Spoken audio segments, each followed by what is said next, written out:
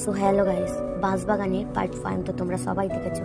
তারপরের পার্ট, তেলের জন্য বাইক বন্ধ হয়ে গিয়েছিল। তারপর আমি তেল ভরতে গিয়ে দেখলাম গাড়ির ট্যাঙ্কি ফুল। এর মধ্যে আমার ভাই চলে এলো। আমি ভাইয়ের সঙ্গে বাড়ি চলে এলাম। বাড়ি এসে আগে আমি কাউকে কিছু না বলে অজু করলাম।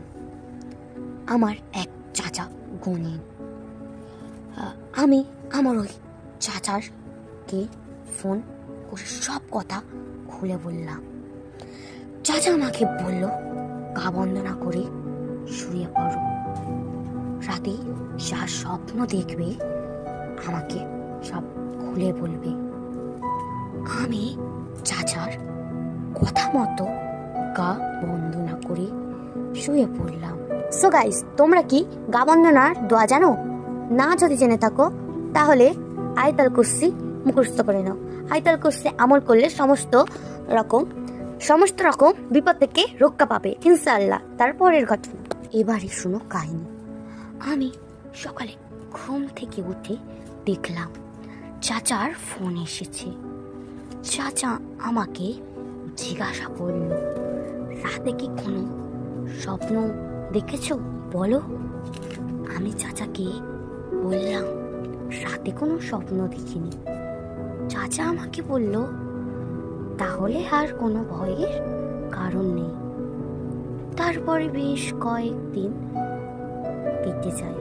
আবার ওই রাস্তা দিয়ে আসছিলাম, হঠাৎ মনে হলো আমার বাইকটা পিছন দিয়ে কে যেন ধরে আছে।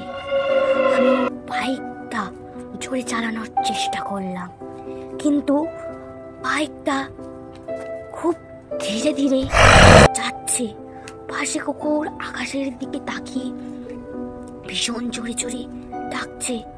আর এক পাশে দেখলাম মাথা ছাড়া 30 ফুট হাইটের কেউ একজন দাঁড়িয়ে আছে।